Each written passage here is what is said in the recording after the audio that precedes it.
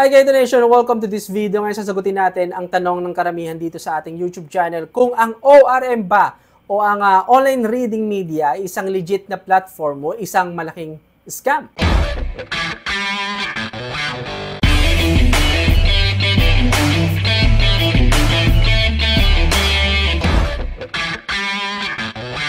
So marami mga nagtatanong kung ang ORM ba o yung online reading media ay isang scam o legit. So para masagot natin yan, ano ba ang ORM o online reading media? So base sa kanilang company profile, ang ORM o ang online reading media ay isang online platform kung saan maaaring kumita ang mga online employees sa pamamagitan ng pagbabasa ng mga libro at mga nobela. So base din dito sa company profile nila, binabayaran nila ang kanilang empleyado araw-araw sa pamamagitan ng paggawa ng mga tasks. Base rin dito, ang ORM o ang online reading media ay naniningil ng promotion fees mula daw sa mga authors at mga media platform kung saan ito yung pinaka-source of income ng platform at ito rin ang dahilan kung bakit nakakabayad sila ng pera sa mga empleyado. Ang tanong, totoo nga ba ito? So ang sagot po ay para sa akin ay hindi. No, base sa analysis ko sa platform na ito, ang ORM o ang online reading media ay may mga red flag na katulad ng mga platform na na-review ko dito sa ating YouTube channel na nagsara na.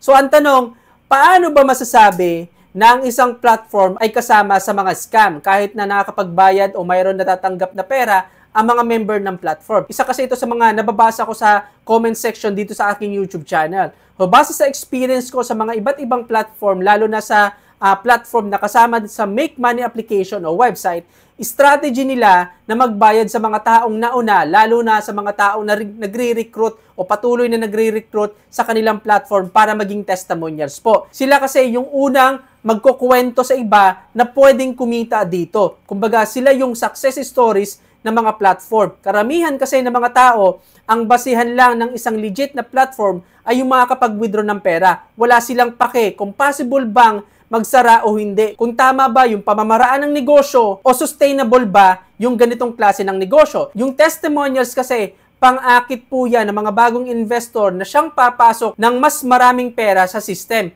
Example, may binayaran sila 10 tao. Bawat isa makakapag-recruit ng 100 tao. So, mas maraming pumapasok na pera kaysa sa inilalabas nilang pera. Sa ganitong klase ng sistema, madalas na nagkakaroon ng issue sa withdrawal kapag mas marami na yung nagre-request kaysa sa pumapasok na pera. Mas marami nang nagre-request na mag-withdraw ng pera kaysa sa pumapasok na pera. Marami na kasing platform na nagkaroon ng ganitong klase ng problema bago sila tuluyan nagsara o naglahon na parang bula. At itong klase ng sistema na ganito ay hindi na po bago. Lumang-luma na yan at karamihan pumapatol pa rin dito. Bakit? Dahil maraming pumapasok dito na sinusuportahan ang ganitong klase ng sistema kahit hindi po sustainable. Ang tanong, bakit natin pinag-uusapan ito? Anong kinalaman nito sa ORM? So, pag-usapan natin yung mga red flag na nakita ko dito sa ORM o sa online reading media kung bakit nasabi ko na ito ay hindi recommended at kailangan nating iwasan. Una ay yung business model nila. Base sa kanilang company profile, binabayaran daw ang mga empleyado kapag nagbasa daw sila ng mga article o book sa loob ng platform. Yung perang pinangbabayad sa mga empleyado ay galing daw sa promotion fees na binabayad naman ng mga authors at media platform. Pero base sa pagtingin ko sa kanilang platform, hindi ako nakakita ng malinaw na ebidensya na may actual na advertiser, authors o publishing companies na nagbabayad ng promotion fees sa ORM. Paano ko nasabi? Una, gamitin natin yung common sense. Kung ikaw ba ay isang author o advertiser o publishing company, papayag ka ba na ipakita ang article nang hindi tataas sa 20 seconds na wala man lang malinaw na source o distribution channel? Sa tingin ko, ang tunay na author at publisher ay mas gusto na ang kanilang gawa ay may proper attribution at tamang exposure. Ngayon, pag-usapan natin yung technical. Nabase po sa code ng platform nito, dahil iniisa-isa ko yung code ng platform nito, wala po akong kahit anong proof na nakita para masabi na ang article ay galing sa isang advertiser, authors o publishing company. Bakit? Dahil wala akong nakitang kahit anong API request o direct integration sa kanilang publishing platform o external database. Karaniwan kasi sa isang legit na platform na may kinalaman sa books o article, mayroon pong request sa Google Book API, o Gutenberg Project, o iba pang library API Pero dito sa ORM, wala po ako nakitang ganitong integration. Example ng mga legit na reading platform, Wattpad, Kindle, o Google Books na mayroon pong database na puno ng mga libro, news article, novels, kung saan dito sa ORM ay wala po akong nakita. Wala rin akong nakitang verification ng reading activity na kailangan po ng isang reward system ng ganitong klase ng platform para masuri kung talagang binabasa ng mga tao ang article. No, para mas maintindihan mo ng mabuti, kapatid. Dahil wala po ako nakitang kahit anong API request o direct integration sa isang publishing platform o external database, okay? Sa normal na reading-based earning app kasi, dapat meron pong API na nagre-retrieve ng genuine content mula sa isang database o content server. Kung makikita mo dito, wala pong laman yung constant API URL. Ibig sabihin, walang external API na nag-fetch ng tunay na article. So, bakit red flag? Karaniwan po ng mga pattern na mga hindi legit ay gumagamit ng mga statistic o preloaded content na sa halip na dynamic content mula sa isang real content provider. Pero, dito kasi, sa ORM, gumagamit po sila ng mga article o kumukuha sila ng mga article galing dito sa novel70.com, which is, ito pong website na ito ay free. Free mo yung mabubuksan. Like for example ito, pwede mo yung mabasa ng free. So, ang ginagawa nila ng ORM ay gumagamit po sila ng iframe para ma-post nila yung article na ito dito sa loob ng task list. So, dito sa timer, wala pong API calls o wala pong API URL na nagpapakita ng tunay na profit. Okay? Kumbaga, walang reward system. So, yan yung isa sa red flag kung bakit ko nasabi na ang ORM o online reading media ay hindi recommended at kailangan po nating iwasan. No, pangalawang red flag kung bakit ko nasabi na kailangan nating itong iwasan at hindi ito i-recommended na pasukin dahil masasabi ko na ito ay mayroong fake task. So, paano ka ba ikita dito sa pamagitan ng pag-take ng task? So, paano ka ba ikita dito, kapatid? Okay? Once na pumunta ka dito sa task, so meron kang makikita ang mga task dito, kapatid. Okay? Ayan. So, ang gagawin mo, i-click mo tong read, then meron kang makikitang 19 seconds. Okay? Then, automatic mawawala yun once na matapos yung time. Okay? At dito na pupunta yon sa completed na task. So, paano ko nasabi na ito ay a fake task? So, dito sa file 70, so dito meron ka makikita na mga task record components. Kasama po dito yung timer-based system ng earning rewards. Okay? So, meron ka dito makikita na 2E4, ibig sabihin po niyan ay 20 milliseconds or 20 seconds. Kapag natapos yung time na to, kukunin yung function na nasa na yun.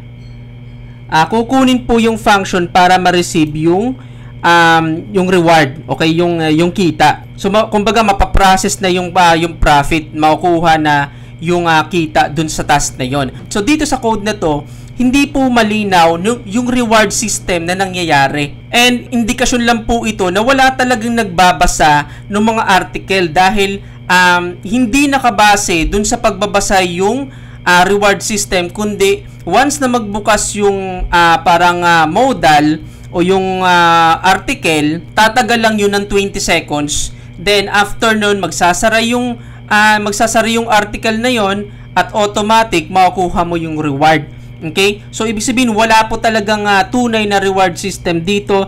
It's a basic function at masasabi ko na nagpapatunay na ito ay isang fake earning system. So, isa pang red flag, kapatid, okay, sa code ng 76. So, sa code na to, kapatid, makikita mo, mag-a-appear yung display profit related na walang kahit anong clear calculation kung paano nangyayari reward system. No, wala pong back-end logic dito na file na nagpapaliwanag kung paano na-generate yung reward system. Ibig sabihin, isa fix lang po yun na once na matapos yung time, fix na ganon yung lalabas na puntos o ganon yung lalabas na profit. Plus, dito sa file 77, nagpapakita po ng manipulated na JavaScript bundles. So, ibig sabihin, naglo-load po ito ng iba't ibang klase ng JavaScript junks. So, itong mga code na to kapatid, ginagamit yan para mahirapan na ma-determine yung mga script kung basic mo lang siyang titingnan. So,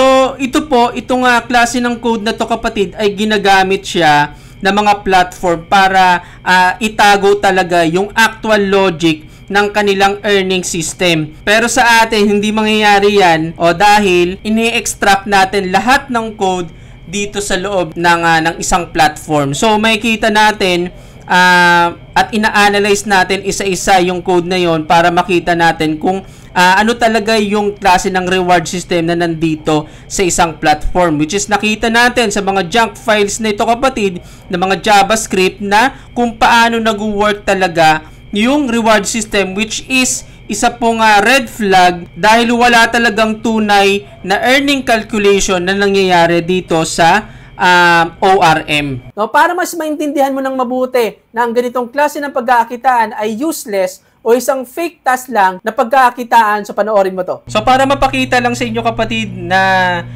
yung ginagawa dito sa ORM ay simple lang gawin yan, no? Ini-scrap lang talaga nila yung code gamit yung webpack. Okay? So nagsulat po ako ng simpleng code na same dito sa ginagawa ng ORM. Gamit ko pa WordPress dito. Simple lang ito kapatid, na same functionality dito sa ORM kapatid. Okay? So, once na mag-click ako dyan, yung wallet 0, wala pang profit. Okay? So, click ko yan, lalabas yung novel, may closing time na 7 ng 19 seconds. Okay? Hintayin ko lang yan. Okay? Tingnan natin. Hintayin ko lang na mag-close yan. Once na mag-close yan, automatic mawawala yung button. Then magkakaroon ka na ng profit. Mawawala yung button at meron ka ng profit. Same thing, okay? Click natin yung read more. Hintayin natin ng 19 seconds na mag-close yung page. Okay, same lang yan, okay? Kumbaga, gamit ko lang din yung Novel 70. Okay? Ayan, 20 pesos na. So, yung ginagawa niyan kapatid ay wala talagang reward system. Ako, WordPress site gamit ko. Simpleng code, HTML pa. Wala pang JavaScript pero kaya na pong gawin yung ganito. So, yan po ay masasabi ko na it's a fake task dahil yung functionality ay wala po ako nakikita dito na API URL na magsasabi na meron talagang reward system o meron talagang request na nangyayari between two dito sa novel, which is hindi naman talaga tunay na publishing network o publishing media itong Novel 70 kasi libre lang po yan, libre lang. Katulad nga nito, ayan, na napakasimpleng example na ginawa ko lang dito sa simpleng code sa WordPress site, okay? Kaya kong gawin yung ginagawa ng ORM na wala talagang reward system na nangyayari. Pangatlong red flag kung bakit ko nasabi na kailangan natin itong iwasan at hindi magandang pasukin o hindi recommended na pasukin ay dahil po sa fake office address. So kung makikita mo dito sa 2ORM ay meron po silang certification. Ayan. So kunin natin tong documents na to, yung entity ID nila. Search natin kapatid. So meron talaga silang business registration sa Colorado. So andito po yung address. So hinanap ko tong address na to at dito po siya makikita. So alam mo ba kapatid na itong address na to ay, itong building na to ay kilala talaga siya. Okay? Kilala talaga. Base sa source ko, o binigay nyo po yung information dito sa lahat ng tenant na nandito sa 1225 17th Street. Okay? Dito sa building na to, kasi kilala talaga siya. Ito po yung mga tenant sa building na yon. So dito, wala ka pong makikita nakalagay na ORM o online reading media. So, lahat na pong tenant yan doon. At dito pa yung website nila. So, ayan, yung website ng mga tenant. At wala ka pong makikitang online reading media. Kapag ba registered sa Colorado ay 100% ba na legit na company? Ang sagot po para sa akin ay hindi. Ang business registration kasi sa Colorado ay nagpapakita lang na ang company ay legal na entity sa estado ng Colorado. Pero hindi ibig sabihin na actual sila nag-ooperate o meron silang legit na negosyo. Kasi po sa Colorado ay hindi mahigpit pagdating sa business registration, katulad ng Wyoming at Delaware, kaya madalas ginagamit ito ng mga platform para mag-register ng business kahit wala silang actual na negosyo doon. Pang-apat na red flag para masabi ko na ang ORM o online reading media ay kailangan iwasan at hindi recommended na pasukin ay dahil po meron silang Ponzi scheme activity. Ano yung mga sign kung paano ko nasasabi na meron silang Ponzi scheme activity? So, dito sa ORM o sa online reading media, so meron po ditong membership levels.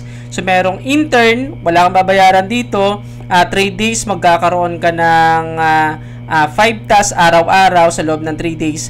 At bawat task mo ay meron 8 pesos. So makakaipon ka dito ng 120 pesos. Dito naman kapag nag-join ka sa M1, so kailangan mo dito ng 1,200 na investment at 1 year mo tong magagawa, kapatid. Ang task mo dito ay 5, ang bawat task ay 8 pesos. At so habang lumalaki yung investment mo, ay tumataas din yung daily task mo at tumataas din yung profit mo per task, yung per order. Okay? So yung pag-click mo ng button. So ito po ay sign ng Ponzi scheme. So wala pong reading platform na kailangan mong magbayad, no, para lang makakuha ka ng daily task, no. Wala po itong pinagkaiba sa ibang na-review natin dito sa YouTube channel ko, katulad ng GMR, ng RGA, yung parehas yan, kapatid. So kung merong trabaho na nag-aalok sa'yo, katulad nito, kapatid, na kailangan mo mag-invest ng pera kapalit ng kita mo araw-araw, ay isa po yan sa mga possible na Ponzi scheme, kapatid, o isa pong Ponzi scheme na platform, no, katulad nito. So i-sign po yan ng isang Ponzi scheme, kapatid, itong klase ng membership levels. So, isa pang sign ng Ponzi scheme ay itong Wealth Enhance. So, dito, mag-i-invest ka ng 200 pesos to 100,000 pesos. I-hold mo ito ng 70 days. Okay? At kikita ka dito ng 20%. So, ito po ay sign ng Ponzi scheme. So, wala din pong proof base po dito sa mga code ng platform nito na magpapatunay na merong mga bangko, mga asset management companies na connected dito sa ORM para sa ganitong klase ng investment scheme. Panglimang red flag kung bakit kailangan natin itong iwasan at hindi recommended na pasukin ay dahil meron din po silang pyramid scheme activity. So paano ko nasabi na ang ORM o online reading media ay mayroong pyramid scheme activity? Ano yung mga sign? So unang sign kung paano ko nasabi na mayroong pyramid scheme activity, ito talaga yung pinaka source of income nila. Okay, yung pag-i-invite ng tao, yung mag-i-invest yung mga tao dito sa loob ng platform na ito. Okay? So, pumunta dito sa profit. So, ito pinag-usapan na natin kanina. Dahil po dito sa recruitment. Once na ikaw ay makapag-recruit ka ng tao, kikita ka po ng 12%, 4%, at 2%. So, nare-recommend nila na kailangan nandito ka sa M3 para hindi ka po mawala ng profit. So, the more na marami kang may invite na tao hanggang level 3 ay the more nakikita ka ng maraming pera. So, sign po yan ng pyramid. Isa pang sign ay dahil dito sa accumulated bonus. The more na marami kang may invite na tao, so dito, once na makapag-invite ng 3 tao, pwede kang kumita ng 48 pesos, kapag 5, 118 pesos, kapag 10, 288 pesos, kapag 20, 718, kapag 50, 2,888 pesos. Okay? So, focus talaga sila sa recruitment. So, isa pang sign kung bakit ko nasabi na focus ang platform nito sa recruitment. Dahil kapag hindi ka nakapag-recruit ng pera, possible na hindi ka pa makapag-withdraw, kapatid. So, ngayon, may initial ako na credit score na 60 points. Okay? Ibig sabihin, pwede ko pang magawa lahat. Kapag ang credit score mo ay bumaba sa 50 points, yung number ng daily task mo ay magiging kalahati. Ibig sabihin, kung 10 tasks mo per day ay magiging 5 na lang ito. Okay? Once na bumaba ito sa 50 points. So, mas babagal yung makita mo araw-araw dahil mababawasan yung task mo per day. Kapag bumaba naman ng 30 points, hindi ka na makakagawa ng task. Okay? Kapag bumaba naman ng 10 points, hindi ka na makakapag-withdraw ng pera. So, ibig sabihin, hindi mo na mailalabas yung profit mo dito sa loob ng ORM. So, para magawa mo yon, kailangan mo mag-upgrade. So, once na mag-upgrade ka ng level, magkakaroon ka ng 5 points. O kaya naman, kailangan mo mag-invite ng tao. Yan po ay sign ng pyramid, kapatid. O kailangan nilang mag-upgrade sa mas mataas na level o kaya kailangan nilang mag-recruit ng maraming tao para lang hindi po bumaba dito sa 50 points. O kaya naman, mawawalan ka ng task o kaya hindi ka makakapag-withdraw. So, kailangan mo talaga, obligado ka talaga na mag-recruit ng tao o kaya naman mag-upgrade. Pero sa upgrading kasi, mas malaking pera yung ilalabas mo kaysa dun sa